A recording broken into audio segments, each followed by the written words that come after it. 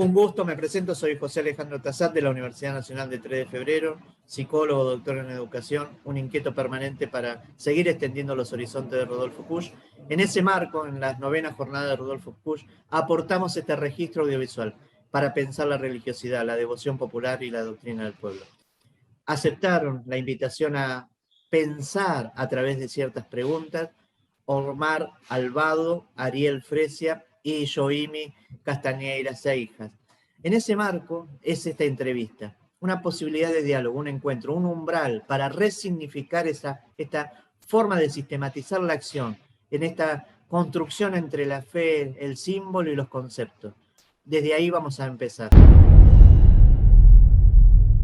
Primero vamos a hacer una presentación de cada uno de ellos. ¿Cómo se definen en una pequeña presentación cada uno? Bueno, mi nombre es Omar Albado, como ya presentó José. Vengo del ámbito de la teología y me diría que podría presentarme como alguien preocupado por vincular teología con historia, con cultura, con ciencias sociales, para darle mayor riqueza de contenidos al ámbito en el cual uno se despliega normalmente. Soy Ariel Fresia, mi ámbito de estudio es la filosofía y las ciencias sociales, particularmente la historia, y en este momento me encuentro trabajando en un equipo de investigación en la Facultad de Filosofía y Letras de la Universidad de Buenos Aires. Soy profesora de la Universidad Intercultural de Chiapas, en México, y generalmente el estudio de lo religioso es un tema que me ha acompañado durante toda mi formación, sobre todo en la parte de encontrar, de explicar, de comprender el sentido de las vivencias religiosas y de estas experiencias, últimamente sobre todo asociadas a los cambios religiosos que se dan, ¿no? Aquí en el sureste de México. Soy de formación socióloga con especialidad en antropología y desde ahí es que me posiciono para el estudio de lo religioso, ¿no? Vamos a empezar con la primera pregunta, que es ¿por qué creen los que creen? En términos generales pienso que siempre la creencia es como encontrar un fundamento de la vida, de la existencia. Y pienso que se cree precisamente en busca de ese fundamento. Y específicamente si nos referimos a los aspectos de devoción popular, que es lo que nos reúne aquí a nosotros, creo que, o pienso que ese fundamento tiene que ver también con un entorno cultural muy específico. Siempre se cree, hablando siempre de la trascendencia, siempre se cree en Dios en un contexto cultural determinado. Y si nos referimos a la devoción popular, ese creer para encontrar o para dar cuenta de un fundamento que sostenga la existencia, tiene que ver también con el modo de expresarse culturalmente de ese sector. Entonces, yo diría, sintetizando un poco la respuesta, se cree porque es necesario un fundamento para la existencia y se cree porque en ese fundamento también se encuentra el sentido más profundo del estilo de vida, de la cultura en la cual cada uno de ellos está inserto. ¿En qué creen los que creen? A mí me gusta pensar que la gente cree porque tiene necesidad de ligación con lo absoluto. Es el primer sentido de religión, como religación. Y a mí me parece que esta necesidad de creer en lo absoluto tiene que ver con algo de encontrar un sentido a la vida, relacionarse con la divinidad, encontrar una explicación a los fenómenos que ocurren, catástrofes como momentos de gozo y felicidad en la vida. Creemos porque tenemos necesidad de lo absoluto, Me gusta esa expresión de lo absoluto en los términos en los que lo plantea Rodolfo Kusch.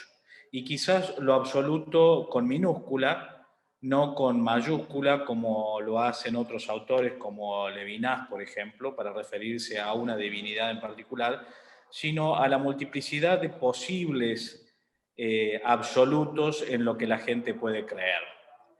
A lo mejor pueden ser las religiones históricas o pueden ser otras formas de la religiosidad a la que la gente se aferra como una necesidad de encontrarle un sentido a la vida en la búsqueda de lo absoluto.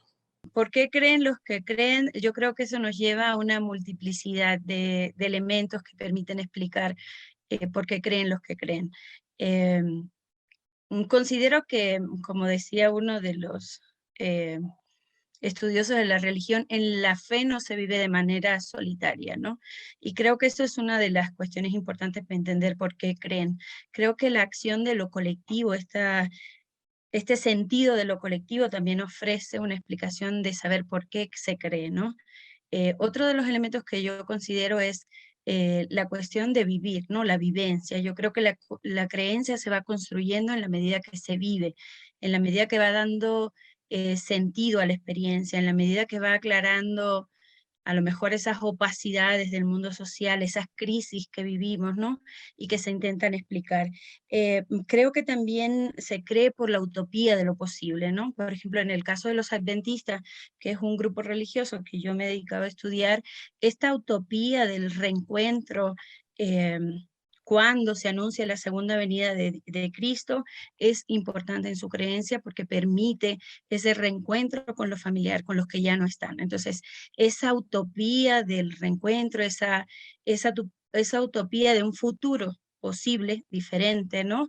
Creo que también mueve este sentido de por qué creemos.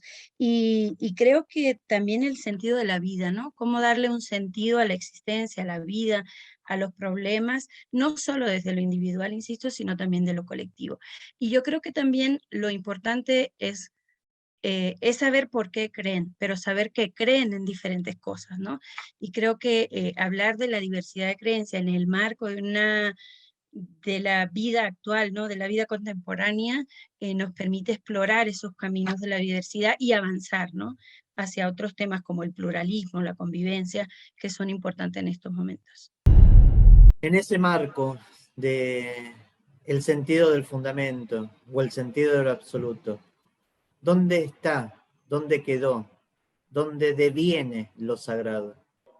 Visualizo que lo sagrado está, por supuesto, en las personas, pero en un componente fundamental que es la comunitariedad, la grupalidad, el sentido del nosotros.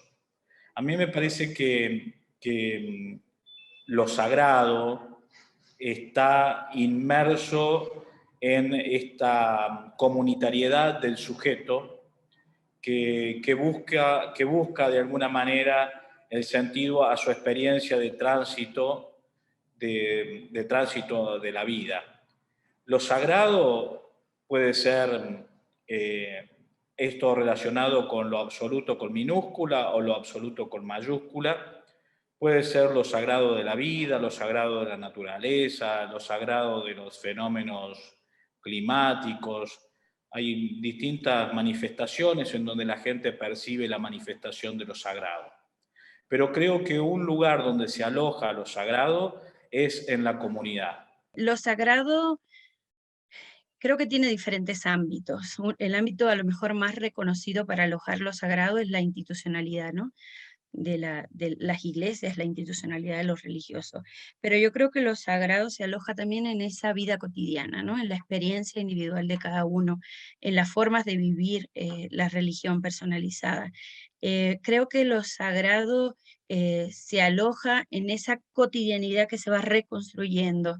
Me gusta pensar en el dinamismo de lo sagrado, ¿no? No pensar como que es una situación anclada, esencializada, ¿no? Sino que, y lo sabemos, ¿no? Los creyentes cada vez están buscando una movilidad religiosa dentro de las iglesias, se están convirtiendo. Entonces, creo que lo sagrado tiene diferentes espacios donde se ubica, pero además creo que comprendiendo los procesos que se están dando de desinstitucionalización religiosa y de individuación, de subjetivación de la creencia, podemos situar como estos dos elementos y las relaciones entre estos elementos para ubicar dónde está lo sagrado, ¿no? En ese sentido de la construcción de ello.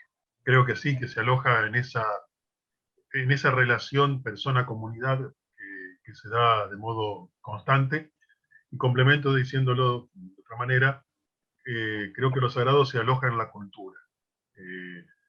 Pero la cultura no como hecho estático, cristalizado, meramente objetivo, como creación de monumentos culturales, sino cultura en un sentido dinámico y en el sentido subjetivo, de esta persona que en la comunidad va forjándose a sí mismo y forjándose con otros y por otros. Y entonces creo que ahí se aloja mucho lo sagrado. Porque además al ser dinámica la cultura también va cambiando la configuración de no solo del modo de vincularse con lo sagrado, sino también del modo de alojar lo sagrado, donde se hospeda eso sagrado. Y aunque podamos decir hay un fenómeno transversal que es la religiosidad popular, sin duda que podríamos decir ahí se aloja lo sagrado, sin duda la religiosidad popular de los años 70 no es la misma del 2020 o 2021. Ha mutado, ha cambiado, y eso tiene que ver con la dimensión dinámica de los procesos comunitarios que siempre van buscando formas de reconfiguración para responder a la primera pregunta que planteábamos, ¿no? ¿Qué creen los que creen? Básicamente pienso que ahí está alojándose lo sagrado, en esa tensión saludable entre persona y comunidad que genera una cultura fuertemente dinámica, donde los procesos subjetivos, tanto los personales como los comunitarios, son fundamentales en la reconfiguración dinámica de ese alojar lo sagrado. Para los que estamos en las ciencias sociales, muchas veces pensamos que los ámbitos de los escenarios que visualizamos son estáticos y pensamos en conceptos. El Estado, la sociedad, el mercado, las instituciones y la institucionalidad de la fe. ¿Cómo se vive la religiosidad en esta construcción que algunos describen en este tramo de esta época como de globalización o de mercantilización de la vida? ¿Cómo se vive lo religioso? En este sentido, yo creo que el mercado, o sea, el mercado en este ámbito global de hiperconexión está transformando lo religioso. Y lo religioso también, en ese sentido, está transformando el mercado, ¿no? Hay espacios que anteriormente ocupaba la religión, ¿no? Que daba sentido, que daba una experiencia, que ahora también se está ocupando por el mercado, ¿no? Y en ese sentido, creo que hay una mercantilización de lo religioso. En términos, por ejemplo, de símbolos, pienso, por ejemplo, en unos símbolos o en estas imágenes, en estas cosas que cobran sentido, por ejemplo, en el caso de la santería cubana, cómo esto se ha mercantilizado, ¿no? Podemos hablar, por ejemplo, de la transnacionalización de lo religioso, ¿no?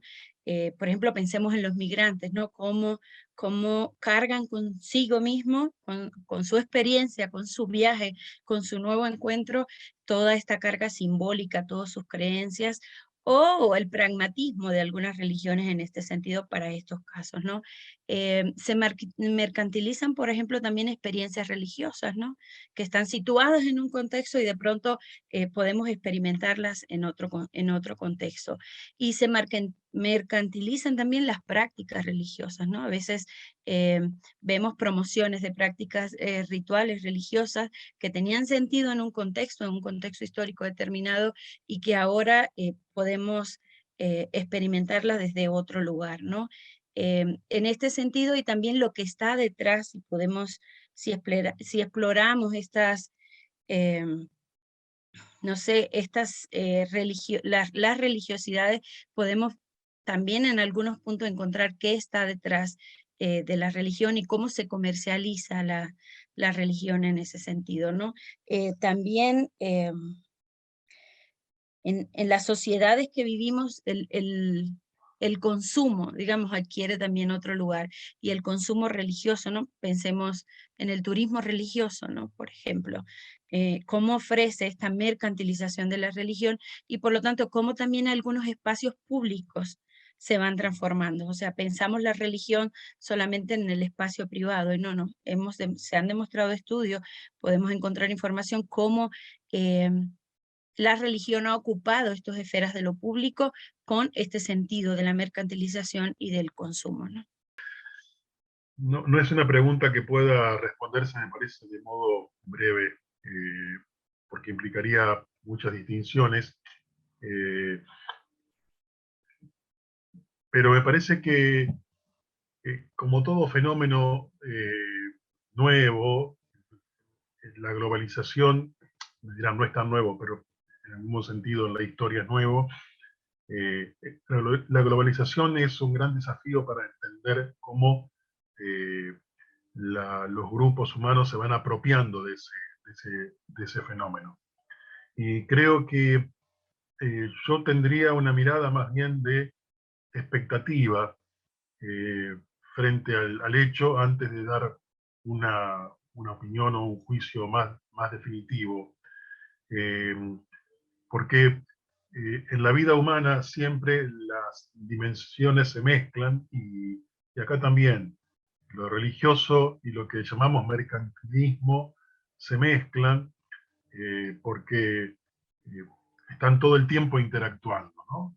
Y yo creo que las personas tienen un gran poder de discernimiento frente a eso, ¿no? Puede algunas que no, y obviamente siempre ocurre gente que queda cooptada por ciertas formas de expresión de lo religioso. Pero yo creo que las personas cada vez con más claridad pueden distinguir, intuir, oler cuando una presentación religiosa se mercantiliza y quedarse allí o irse, porque en el fondo no es que no se den cuenta, sino que me parece que a pesar de que se dan cuenta, ahí encuentran una respuestas a sus preguntas más básicas. Por eso yo diría, más que nada, como respuesta, me quedaría expectante para analizar caso por caso cómo se da ese proceso en un fenómeno que relativamente es nuevo y que hoy día se ha intensificado por la pandemia, como es la globalización y como son los medios técnicos que disponemos para conectarnos como este que estamos usando nosotros. El fenómeno de la globalización ha logrado reducir las distancias y los tiempos a los que estábamos acostumbrados hace unos 30 años atrás quizás, y por eso también es que fenómenos religiosos que parecían tan distantes ahora están presentes en medio nuestro, en nuestros barrios, en nuestros pueblos, en nuestras ciudades. En relación a la mercantilización de la vida, pienso que de la vida en general, ¿no? El consumo, los consumos culturales, todos los consumos que podemos llegar a pensar y cómo eso ha, digamos, monetarizado también muchos aspectos de la vida, pienso que desde la religiosidad popular hay una respuesta muy patente ante la mercantilización de la vida, que es la gratuidad, la donación, la solidaridad, el servicio, la entrega. Como decía Omar, la gente pobre, la gente religiosa, la que está religada con lo absoluto, con la trascendencia, con lo sagrado, tiene un olfato particular para descubrir cuando es usada, manipulada, o cuando, bueno, se la quiere de alguna manera mercantilizar, cualquiera de las religiones que la quiera usar. Y por eso contrarresta la mercantilización de la vida con estas actitudes de donación y de entrega desinteresada. Lo vemos claramente cuando, qué sé yo, en algunas situaciones de la pandemia en el conurbano bonaerense, cuando todos estábamos desesperados por el dinero, por la falta de alimentos y demás, hemos descubierto que la gente más humilde, aún con poco, todavía estaba dispuesta a entregar, compartir lo poco que tenía. Eso en el conurbano bonaerense. También los que hemos visitado el noroeste argentino o en la Patagonia, sabemos que la gente más sencilla no tiene la vida mercantilizada. El valor de la vida no se mide por el mercado, por el dinero y por el consumo, y por eso es que ofrecen todo, se donan y se entregan, ofreciendo incluso lo poco que tienen. Creo que una muy buena respuesta a esta cuestión de la mercantilización de la vida en relación a los procesos de globalización entendidos como ideología quizás, son enfrentados por la religiosidad de la gente en el modo en que lo acabo de decir. En un modo de tipo positivo, el padre Scanone habla de que la globalización es un hecho que nos acontece a todos y por lo tanto ninguno escapa al hecho de la globalización. Y en los términos del Papa Francisco, creo que esta idea de la casa común es una forma también de expresar los procesos de globalización que tienen sus ambigüedades, sus límites y sus posibilidades. Nadie se escapa de su época, nadie se escapa de su sombra, y estamos amparados en una cultura contemporánea. ¿Cómo se tramita la devoción popular en esta cultura contemporánea? Las devociones populares y la forma de tramitarlo en la cultura contemporánea. El vínculo que se puede establecer desde la religión con la cultura contemporánea y con los modos más institucionales de vivirse esa expresión religiosa, tienen que ver con dos categorías que yo tomo de Rafael Tello, y que él lo expresa del siguiente modo. Hay siempre en la vivencia vinculada a una religión específica, en el caso concreto nuestro sería la católica, de la cual él habla de modo expreso. Hay un modo, digamos, hay una apropiación al mismo tiempo que una diferenciación. Las personas se apropian o se identifican con aquello que la religión les ofrece como sustento de su vida y como vínculo con lo absoluto, y se diferencian de aquellas cuestiones que las sienten como más lejanas, o al menos que no responden tanto a su modo de vivir. Entonces, me parece que ahí se da ahí tenemos como un criterio para percibir o analizar un poco cómo se da la relación de las personas con ciertos esquemas culturales y religiosos.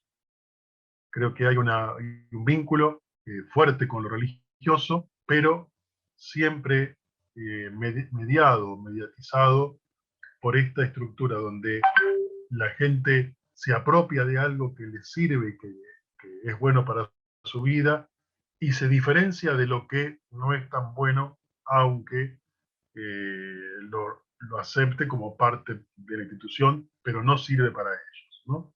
Es como cuando uno se encuentra en la calle con alguien, sobre todo con hombres, que dicen: sí, padre, yo he bautizado a mis hijos y voy a llevar al tercero que tengo para bautizar, pero a misa no voy, porque si voy a misa se caen todos los santos.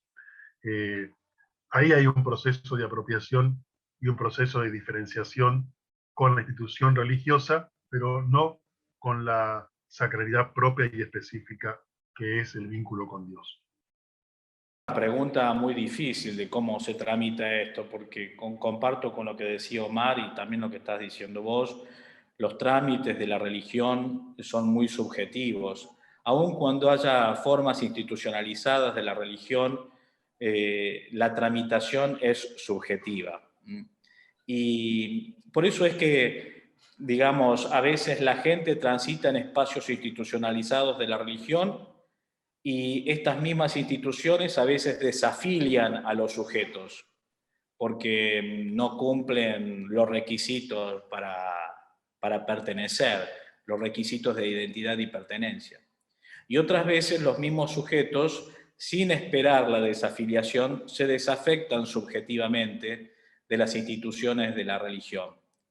Yo pienso que las formas subjetivas de tramitar la religión adquieren maneras inusuales e incluso diría hasta inverosímiles, que tienen que ver con la creatividad de la gente para procesar aspectos que vienen de la religión institucionalizada, de la tradición de su propia familia, de su propia comunidad, y que de alguna manera lo expresan ellos de una manera muy particular.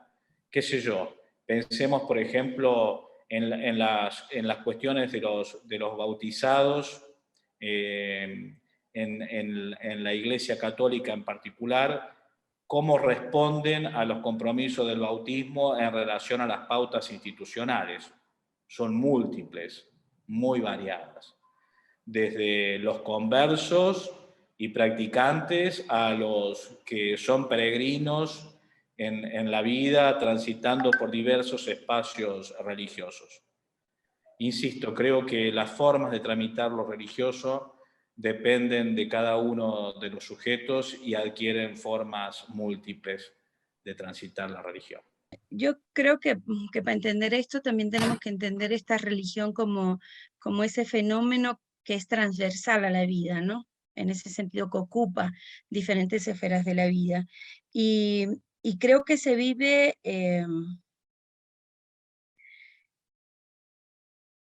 desde cómo se materializa la religión por una parte, ¿no?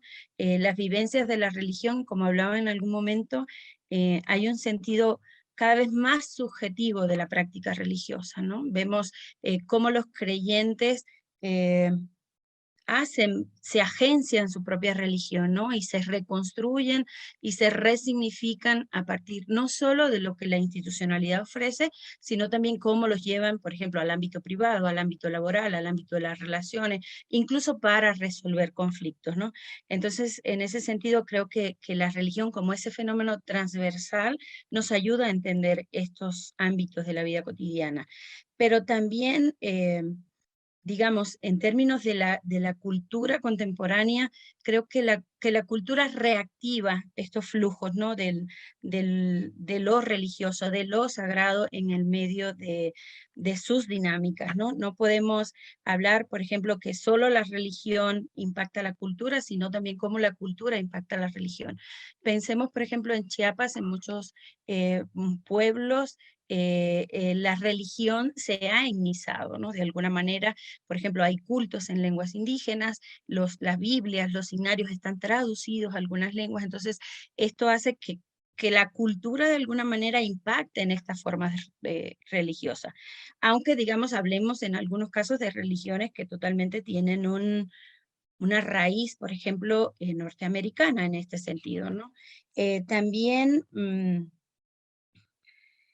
cómo a nivel cultural, por ejemplo, podemos pensar en religiones que han construido territorios, porque predominan en una región, porque se han logrado expandir, consolidar en una región de acuerdo a algunos patrones culturales, ¿no? Por ejemplo, los adventistas, que son los que yo he estudiado, vemos que hay un posicionamiento alrededor de las fronteras, en la frontera norte, en la frontera sur y sobre todo en la zona sur de Chiapas, el estado donde yo vivo, radico, en una zona han establecido como un territorio donde ellos predominan, claro, después de la Iglesia Católica, que aunque hemos visto en el último censo que ha descendido, sigue descendiendo la población que se ascribe como católico, aún sigue siendo mayoritaria, ¿no? Entonces, en este sentido sí podemos hablar de una relación entre la cultura y la religión, o O vemos, por ejemplo, todo este desarrollo de la tecnología, como lo estamos experimentando, cómo las religiones también han ocupado estos espacios, ¿no? Cadenas de oración en internet, en misas convocadas a nivel, la transmisión de festivales, de eventos, ¿no? Entonces, sí vemos cómo esa reactualización de lo religioso y también cómo ocupa esos nuevos espacios, ¿no? En el sentido de la transversalidad de la vida social, ¿no? Cuando decimos devoción popular, se constituye de una creencia muy fuerte, ¿no? Desde el principio irreductible de la experiencia. Cuando hablamos de la institucionalidad de la fe, hablamos de un dogma específico de creencia, ¿no? Que conlleva una devoción de fuerza, de fundamento y de absoluto. ¿Cuál es la relación entre la devoción popular y la institucionalidad de la fe? O la religiosidad. Yo ahí respondo antes porque retomo lo que señalaba recién, ¿no? Creo que es una relación siguiendo las categorías de Tello, de identificación y de diferenciación. Y ese proceso es muy sano y la gente lo pone en práctica de modo permanente e intuitivo, no es una reflexión teórica. Eh, como si dijéramos, toma de la religión lo que le hace bien y pone en un lugar no es un rechazo pleno, ideológico, sino que pone en un lugar relativo, en un segundo lugar, aquello que no le hace tanto bien o no toca su vida de modo tan directo. Eh, y bueno, me parece que ahí juega mucho esa, esa relación que se da entre lo institucional y la vivencia de la religiosidad por parte sobre todo del pueblo más pobre, ¿no? Este es un gran aporte que hizo la teología argentina, explicitando y desarrollando mucho este tema a América Latina y al mundo. Acá hay que reconocer el trabajo insistente de visibilizar por parte de la teología argentina este fenómeno de la religiosidad popular que hasta hace 50 años atrás era tenido como un fenómeno de segunda mano y hoy, gracias a Dios, podemos reconocerlo como algo muy propio de la experiencia cristiana. Pero me parece que más allá del reconocimiento oficial que puede hacer la teología del fenómeno, el vínculo con la religión y con la institución sigue siendo este de identificación y diferenciación al mismo tiempo. Y la religiosidad de la gente no sigue una lógica lineal, causal. De hecho, estoy pensando en los términos en lo que lo hace Hervé Leger, que piensa que la religiosidad de la gente tiene que ver más con un collage, en donde hay como múltiples procedencias de las creencias de la gente. Y esa religiosidad del collage entra en colisión con la religión institucionalizada, aun cuando tome aspectos de la religión institucionalizada. Yo pienso que no son realidades contrapuestas, sino que se retroalimentan unas de otras, pero con la diferencia de que la religiosidad popular es más abierta que la religión institucionalizada o que las prácticas religiosas institucionalizadas, porque admiten creencias y prácticas que pueden provenir de otros espacios religiosos, no necesariamente de la misma religión institucionalizada. Eso lo podemos ver en las formas de la religiosidad popular y del catolicismo popular latinoamericano y argentino, en donde, al menos en los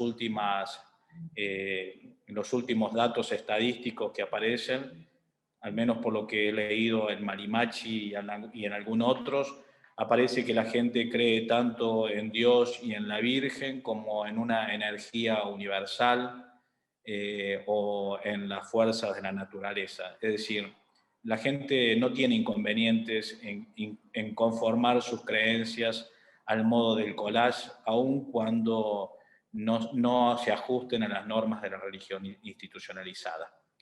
Y en los términos en los que dice Omar, coincido plenamente, es decir, lo hacen de esta manera, al modo collage, porque es lo que le sirve a la gente para creer y dar sentido a su vida, más allá de la religión institucionalizada, o también más acá. Para algunos establecen que el desapego de la fe o de la creencia en esta época, la secularización actual, obedece a ciertos términos, a otros tantos ejes para poder visualizar, visible o invisible. Pero también es cierto que aquellos que no tienen un apego específico en una fe también son creyentes. ¿Cómo se relacionan ellos en este marco de la secularización actual con la devoción popular?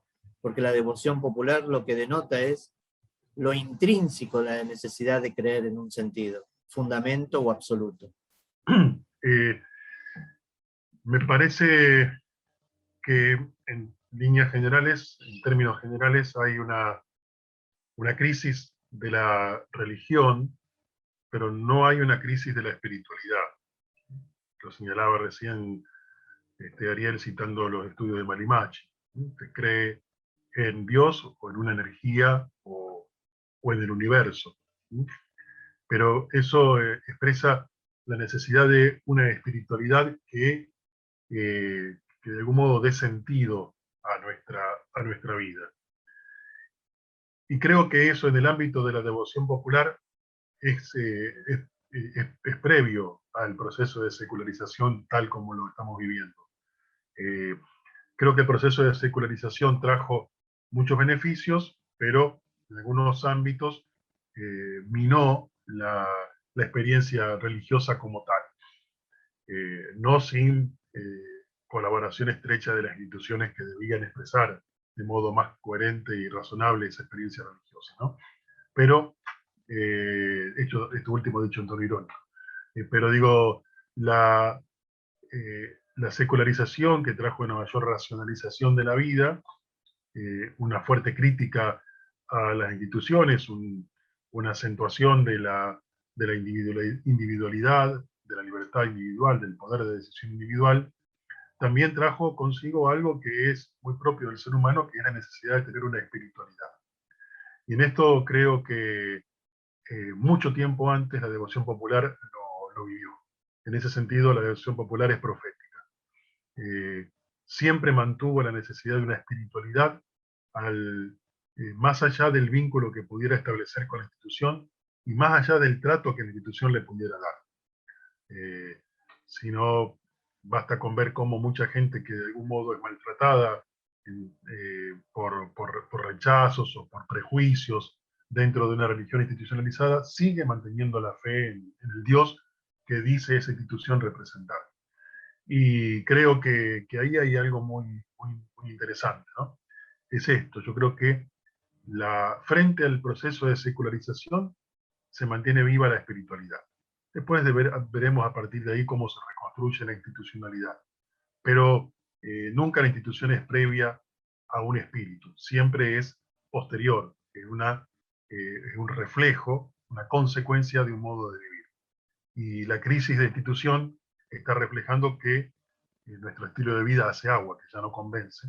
Y en ese sentido, creo que la devoción popular expresa algo muy de fondo, que es seguir manteniendo vivo la idea de que hay un ser superior, no importa el nombre que se le ponga, que determina, guía, da consuelo, fundamenta, nos orienta en la vida. Y eso tiene que ver en un sentido amplísimo con la espiritualidad. Bueno, ahí en principio pudiéramos discutir la idea de que lo que la secularización implicaría para la religión, ¿no? Una idea que ha sido también discutida a nivel cultural y cómo, contrariamente a lo que se esperaba, ¿no? Del impacto minoritario o la casi desaparición de lo religioso, de las religiones, de esta religiosidad, estas se han expandido, ¿no? Han florecido en medio de estos procesos de secularización, incluso en muchos casos vinculado, afianzada a la cuestión de las identidades étnicas, ¿no?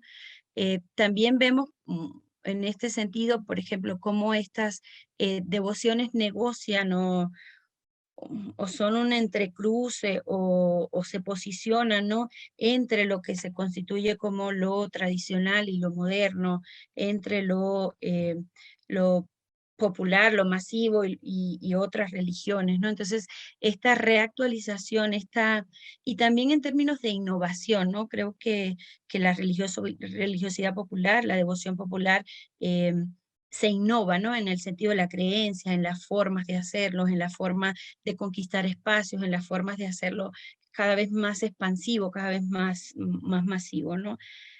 Podemos hablar también en este sentido, por ejemplo, cómo, si bien estas devociones pudiéramos entenderlas como religiones minoritarias, un poco estigmatizadas, un poco discriminadas, ¿no?, en sentido de la religiosidad institucional, de la oficialidad, aunque seamos un país laico, en este sentido, pues sí vemos, ¿no?, estas diferencias que a pesar de constituirse como marginadas o estigmatizadas, van adquiriendo esta dimensión, ¿no?, a lo largo de los territorios, y la presencia como constante, ¿no?, que reactiva todo este sentido de la creencia, de la pertenencia y de lo que significa la creencia, ¿no? Pensemos, por ejemplo, en las últimas investigaciones de la RIFREN, la Red de Estudios del Fenómeno Religioso en México, ha evidenciado cómo la Virgen de Guadalupe sigue siendo la devoción más popular en México, pero ya se puede decir también que todos los mexicanos no creen en la Virgen de Guadalupe. Entonces, si bien son espacios de conjugación, de innovación de la creencia, eh, de ese vínculo, ¿no?, entre creencias prehispánicas, creencias impuestas desde el colonialismo, sí también habla también de una diversidad de estas creencias, ¿no?, y de cómo se van abriendo estos espacios para otras formas de creencia, ¿no? Apariciones de la Virgen de Guadalupe vemos si conocemos un poco el fenómeno de las antorchas, ¿no?, en México, en el sureste, se van haciendo apariciones de la Virgen, ¿no? Y eso habla también de estas innovaciones, de estas creaciones, de estas religiosidades, ¿no? Peter Berger, un importante sociólogo de la religión, aunque más conocido por el libro que escribió con Luhmann de la construcción social de la realidad, escribió un libro que se llamó Rumor de Ángeles, donde definió que el proceso de secularización consistía, en esa época, en la paulatina desaparición de Dios del ámbito de la cultura, de la ciencia, de la sociedad. En el 2017 volvió a escribir un libro, después de todos estos años, que se llamó Los múltiples altares de Dios en la posmodernidad, en donde reniega de la doctrina de la secularización que él había definido y sostenido no solamente en Rumor de Ángeles, sino también en otros libros a lo largo de su actividad, porque entiende de que el proceso de secularización no es la desaparición de Dios, sino la multiplicación de Dios en sus múltiples altares. Pienso que esta reflexión de Peter Berger viene como anillo al dedo para comprender el proceso de secularización en la cultura contemporánea y cómo afecta los procesos de la religiosidad popular o de la devoción popular. Porque justamente al haber una multiplicación de los altares de Dios, podríamos decir, una manifestación de lo divino en múltiples lugares, a veces diferentes a los lugares institucionalizados, nos muestran también esto que acaba de decir Omar, que yo también coincido, de que la espiritualidad o las creencias, en términos de Michel de Certeau, son mucho más amplias que la fe o los dogmas de una determinada religión institucionalizada.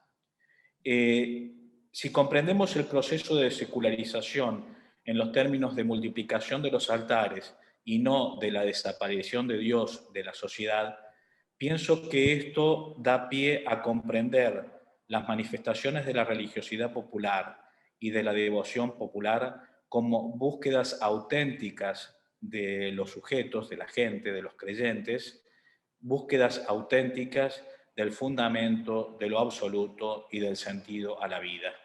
Más allá o más acá, como dije antes, del arbitrio de las religiones institucionales, es lo que a la gente le sirve para creer y para, en algún momento, alcanzar la salud y la salvación.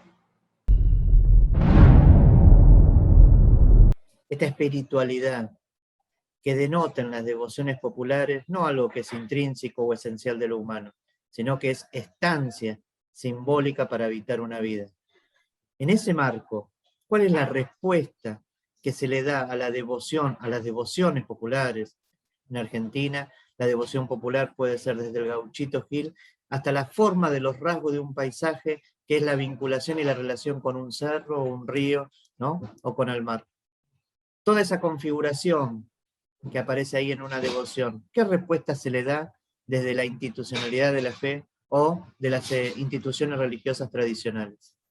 Yo creo que la devoción, como te decía, es un espacio múltiple, ¿no? Un espacio donde se vincula, pues, a lo mejor la fe, la tradición, lo que queda fuera de la institucionalización, ¿no? Yo la pensaría también con ese sentido práctico, ¿no? Con ese pragmatismo de la vida, ¿no? Con esas eh, promesas inconclusas, ¿no? Y por eso le asumo como ese sentido a partir de lo práctico, ¿no? Y pienso que también esa redefinición de lo simbólico, de su significado, a partir de la agencia de los propios sujetos, fuera de la institucionalización, es lo que le da la vigencia, lo que le da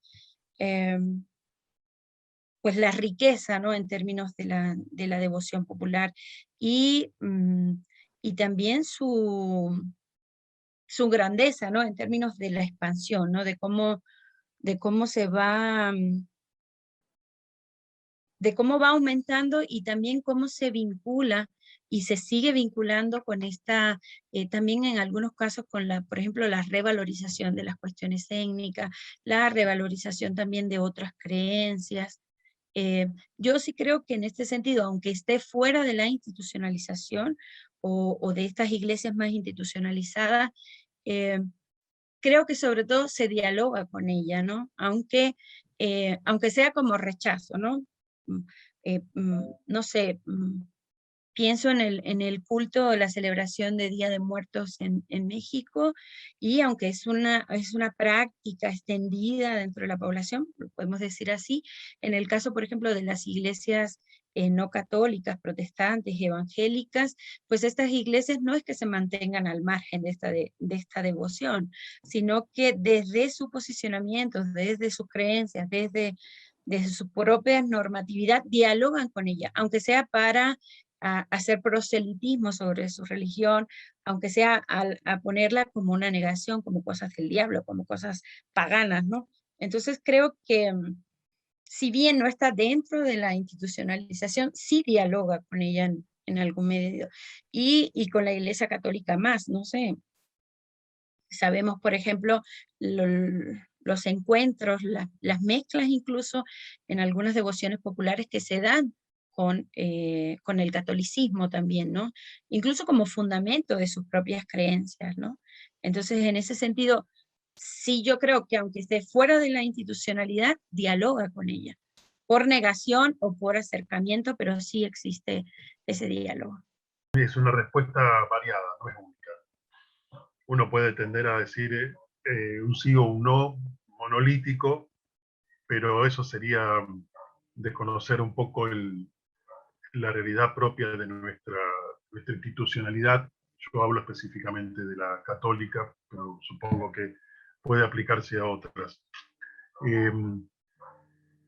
Hay respuestas duras, negadoras, ¿no? Pero hay respuestas que están muy abiertas a, a, a acoger, a recibir este tipo de vivencias. Y hay respuestas que son más matizadas, que no se animan a rechazar lo que la gente vive, porque de algún modo ven algo positivo en él, en lo que están viviendo, pero quieren meterlos dentro de los esquemas institucionales previos, y a veces eso no cuadra, ¿no? Porque está antes el concepto que la vida de la gente. Creo que ahí hay una gran variedad de respuestas en la expresión en la recepción de la expresión de fe de la gente. Citaste el Gauchito Gil, y bueno, esto en Corrientes ha tenido una historia muy particular, donde primero se le negaba totalmente la posibilidad de reconocimiento, y ahora se lo acepta como un proceso al cual hay que acompañar para, para que sea vivido desde otro punto de vista, ¿no? Los detalles de por qué antes no y ahora sí tienen que ver con las personas y con el modo, con la formación de esas personas y con la percepción que esas personas tienen, en este caso del ser correntino, ¿no? Pero así podríamos citar en un montón de lugares, quiero decir, no necesariamente el que habita un lugar desde siempre es sensible a las experiencias de sus coetáneos.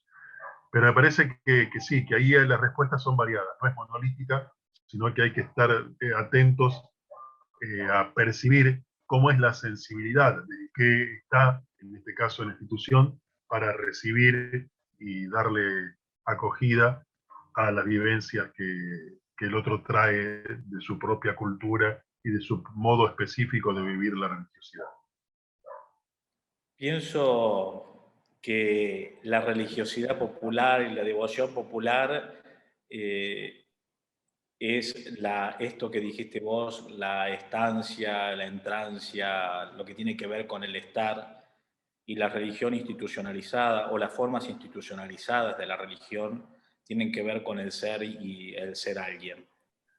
Y desde esta perspectiva que es cuyana, me animo a decir que la religiosidad y la devoción popular de la gente tiene que ver con este estar despojado y a la intemperie de las formas institucionales, de los ritos, de las prácticas litúrgicas a veces, o de los mandatos de las mismas instituciones.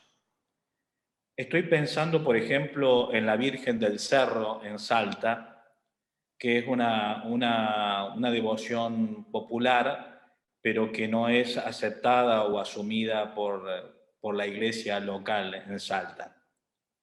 Sin embargo, sigue teniendo miles de peregrinos y de gente que continúa creyendo en las manifestaciones de la Virgen del Cerro, aun cuando la religión institucionalizada no avale o las manifestaciones o las apariciones o los mensajes que allí aparecen. Porque la gente, creo que se entrega en el despojo de lo institucional a estas manifestaciones de lo divino, que a lo mejor, más allá de lo que desde las instituciones podemos pensar que son engañadas o no sé, o cualquier otra cosa, también podemos pensar de que la gente es manipulada, no sé, cualquiera de esas. Pero la gente sigue creyendo en el despojo de la institución porque tiene un afán de lo absoluto. Y este afán de lo absoluto, de lo subjetivo, a veces no puede ser agarrado y asumido por las religiones institucionales. Por eso es que la religiosidad popular desborda el espacio institucional de las religiones, de cualquiera de ellas, de cualquiera de las religiones institucionalizadas. El mismo Kusch, en las discusiones que establece con unos colegas en las religiones nativas, lo dicen no solamente del cristianismo, del catolicismo, perdón, sino también del protestantismo en el norte argentino y en la zona de Bolivia y Perú. Es decir, la religiosidad de la gente escapa a los marcos institucionales. El afán de lo absoluto de la religiosidad de la gente sigue, digamos, palpitando en el despojo de la institución.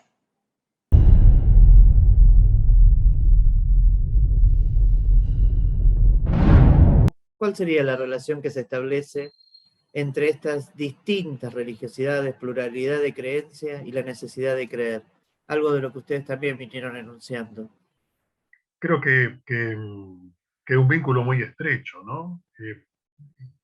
Me parece que una alimenta a la otra. La necesidad de creer alimenta la necesidad de expresar esa creencia, y en los tiempos que vivimos esa expresión se legitima por sí misma y se expresa con total libertad, diría. No precisa del permiso, de la autorización de alguien para hacerlo. En ese sentido se ha democratizado la expresión religiosa y cada expresión es capaz de tomar algo de lo esencial que es el creer, acentuarlo y ponerlo de manifiesto. Y entonces la religiosidad popular en un momento acentuará la peregrinación, por ejemplo, como modo de expresar esa religiosidad o ese creer. En otro momento acentuará la fiesta por cualquier motivo, pero como don de la vida que viene de Dios. En otro momento acentuará el recibir la sanación por parte de Dios de alguna situación de enfermedad en la que se encuentre, pero todas se nutren del mismo creer, pero se pueden mostrar con fuerza una de las tres que se ve, habría más, y eso es ser vivido como algo totalmente legítimo, ¿no? Porque creo que eso no precisa que otro le dé permiso para hacerlo. Esto no implica desvinculación directa con la institución, sino sentido de pertenencia a una institución y certeza también de que hay cosas que las puedo hacer por mí mismo y no preciso que otro me diga que sí o que no, lo cual marca también un aspecto muy importante que a veces no es tenido en cuenta en la religión popular, que es la madurez. Cuando toma decisiones por sí misma, no es por indiferencia o porque no le importa nada lo que piensen los otros, sino porque con madurez decide que esto es lo mejor para su vida. La otra, la de estar pidiendo permiso a cada rato para ver si puede hacer esto o no, es más infantil. Y entonces creo que ahí está la relación que hay entre la multiplicidad de expresiones religiosas y la relación con el creer. Se retroalimentan, pero además creo que es también una expresión sana de la democratización de la expresión del creer. A mí me gustaría pensar esta pregunta desde la fenomenología de la religión e incluso desde la historia de las religiones, para mostrar, por supuesto brevemente, no en un gran desarrollo, sino solamente en un párrafo, que las religiones institucionales han llegado a ser lo que son por las prácticas de los sujetos. Es decir, las prácticas de los individuos, la necesidad de creer de los individuos, los rituales que realizaron se fueron consolidando, fueron desarrollándose en un proceso de institucionalización hasta llegar a las formas de la religiosidad institucional, por decirlo de alguna manera. Por eso también coincido con Omar en este punto, en donde hay una retroalimentación de las prácticas subjetivas del creer con las formas de la institucionalización religiosa.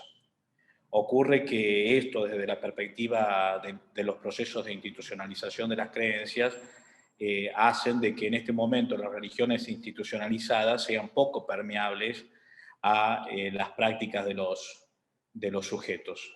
Pero igualmente sabemos que impactan las prácticas de los sujetos en las religiones institucionalizadas, con más o con menos éxito.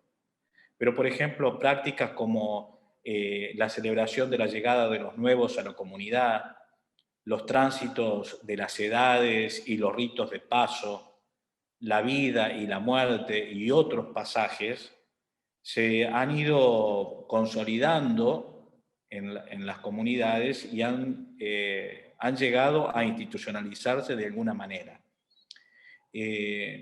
Pienso que en este sentido la necesidad del creer, la necesidad de religación de los sujetos con la divinidad es el punto de partida de las formas de la institucionalización de la religión.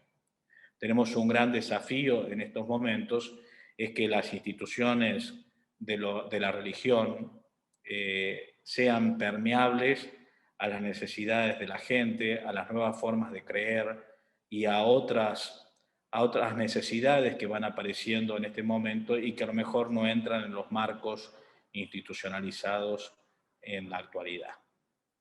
Un desafío para todas las religiones, sobre todo en estos momentos en los que, al decir de Duvet, las religiones están en declive y los creyentes están saliendo del ámbito de las religiones institucionalizadas para buscar formas más lábiles de organización y de identidad y de pertenencia, no tan rígidas o tan severas. Y yo creo que las religiones institucionalizadas de alguna manera tienen que asumir este desafío de sujetos también que tienen sus necesidades y no solamente responder a las necesidades institucionales. Creo que la explosión de la creencia habla de la necesidad de la agencia también del sujeto y por lo tanto también de la necesidad de creer. Creo que habla de estos procesos de apropiación de la creencia, ¿no? Y de crítica también a la religión hegemónica en este sentido, el catolicismo, ¿no? Creo que la explosión, y yo hablaría no solo en términos de diversidad, creo que tenemos que avanzar, creo que en ese sentido no podemos obviar, por ejemplo, los conflictos que se dan en algunos pueblos, comunidades, lugares donde asociado a lo religioso, ¿no? Vinculado a otros elementos, ¿no? Políticos también. Y creo que esa explosión sobre todo habla de eso, ¿no? De cómo la gente reacciona ante estas creencias que son más totalitarias, que no permiten otro tipo de agencia, ¿no? Por ejemplo, en las razones de por qué la gente se convierte a otra religión, podemos encontrar entre ellas, ¿no? La crítica a la Iglesia Católica, podemos encontrar esta satisfacción personal, ¿no? Cómo andan buscando una satisfacción de lo personal, una necesidad de explicación también de algunas cosas, de sus situaciones de vida, también familiares, ¿no? Andan buscando también para algunos este reconocimiento de lo que hablan como de la religión verdadera, ¿no? De estos criterios a partir de los cuales racionalizan, interiorizan y sirven como patrones de comportamiento, ¿no? Y en ese sentido, creo que lo importante también es abrirnos a esa diversidad, ¿no?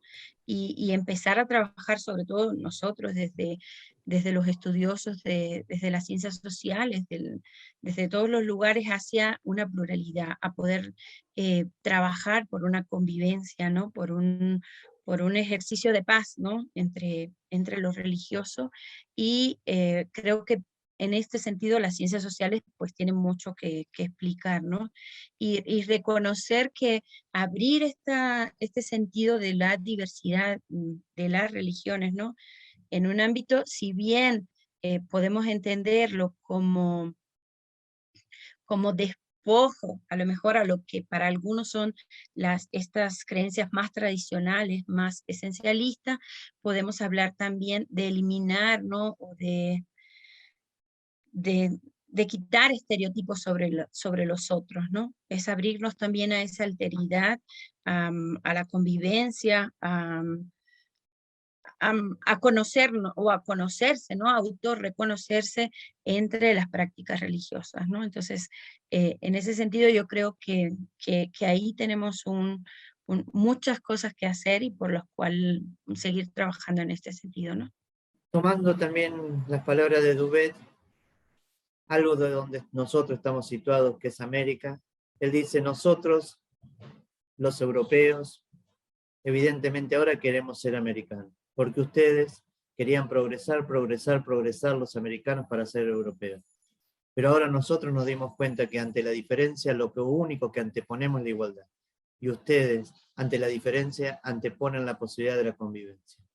En ese tramo, en esta charla sobre devoción popular, religiosidad y teología del pueblo, en esta construcción de un principio irreductible de la experiencia, desde dónde nos asentamos para poder creer, al no asumir el mito cotidiano, ¿no?, que ofrece la modernidad, no se desprendió de la fe para asumir solamente la voluntad y la estancia de la institucionalidad de la fe, la religiosidad, ¿no sigue siendo el único lugar de donde se está y a donde se vuelve? La experiencia subjetiva de los creyentes es la última instancia de verificación. Diríamos que es ahí, en la experiencia del creyente, donde se manifiesta con toda la fuerza el fondo religioso. En la experiencia, no estoy ubicando la experiencia en algún lugar, el corazón, la cabeza o en algún otro lado, ¿no? Sino en la experiencia subjetiva, creo que se da el fondo de lo religioso. Y me animo a decir con Kusch, me animo a decir que también esta experiencia irreductible, como acabas de decir vos, es también el hervidero del mundo, donde es posible encontrar al puro hombre y también a la divinidad.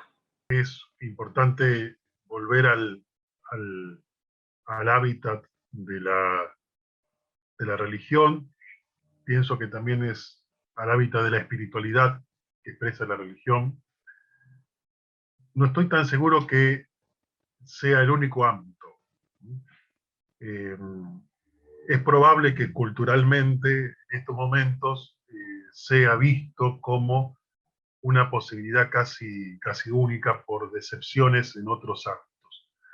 Pero creo que junto con el ámbito de la vuelta a la religión, como para habitar la historia, diríamos, creo que la política es otro espacio donde habitar la historia. Habrá que reconfigurarla o reconceptuarla o no sé qué, pero yo me resisto a que la idea de habitar la historia quede solamente vinculada al aspecto religioso de la religión, y creo que también tiene mucho que ver el habitar político, que está pasando análogamente, quizás por una crisis muy parecida a la que estábamos reflexionando nosotros sobre la vida religiosa, ¿no? Y otro ámbito que me parece muy importante, en el cual habita, que es transversal a estos dos momentos que señalamos, el religioso y el político, es el arte, el artístico, que es como una expresión también donde se vuelve como para encontrar un espacio más propio, donde la experiencia que señalaba Ariel se haga más, no sé si más eficaz, pero sí más fructífera, y donde la diferencia no quede agotada en una contraposición de estar uno y otro en veredas distintas, sino en un intento de comunión, ¿no? De recrear una comunión entre las personas. Así que sí, yo creo que la religión es un lugar donde siempre se vuelve, como una pequeña patria o matria, no sé, digámosle como querramos, pero que también lo es la política y también lo es el arte, porque van muy de la mano las tres, ¿no? Van muy de las manos. Y bueno, bastaría hacer un poco de historia para dar cuenta de esto que estoy diciendo, ¿no? Pero a mí me gusta pensar el vínculo entre las tres y pensar que las tres también tienen que ver con ese volver a habitar la historia desde la propia experiencia. Gracias por la generosidad, por la escucha, y hasta tengo ganas de volverlo a escuchar. Hicimos ejes en trámites interesantísimos para visualizar y con una generosidad y autenticidad totalmente loable. Me quedan también palabras de Scanones, ¿no? Cuando me dijo, ustedes cuando quisieron ser tan laicos se perdieron la posibilidad de poder dialogar, ¿no? Con otros estamentos de constitución de la forma de sistematizar la acción en nuestra vida moderna. Y es cierto, porque nosotros acá hablamos sobre términos que a veces en el campo académico, en mi caverna, hoy en día ya lo abdicamos, como lo sagrado, ¿no? Como el ámbito de la creencia, el ámbito de la doctrina, y tantas otras formas de enunciar, la forma de adherirse a un domicilio existencial para alojar una vida. Y a mí me parece que eso es fundamental, porque en esa búsqueda de sentido, nunca es un sentido individual, sino es un sentido compartido. Y no es un ámbito que nosotros estemos abdicando por la nada, sino por esa permanente inacción que genera la modernidad y el mito de la ciencia en que habitamos, donde lo único que nos invita es a inhibir nuestra acción. Por eso el potencial que tiene de recobrar estas palabras, la fuerza espiritual de lo simbólico que tiene la fuerza de los distintos altares, en esa escena de horizonte futuro, de lugares tópicos para lugares utópicos. Es ahí, es esta posibilidad de este diálogo, de esta celebración. Gracias, Omar, ante todo, ¿no? Por este compromiso, por esta estancia. Gracias, Ariel, también, por esta estancia permanente, ¿no? En nuestro mundo simbólico puyiano de compartir. Bien, pero muchas gracias, Jaime. Y gracias por participar en este encuentro, en este evento que conmemora las jornadas del pensamiento Rodolfo Kusch, pero a la vez lo hace dialogar con tantas otras formas donde sistematizamos la acción en distintas latitudes, ¿no? Y el vínculo con Ariel y con Omar, junto con el tuyo, es como un esbozo de aire para volver a pensar. Muchas, pero muchas gracias.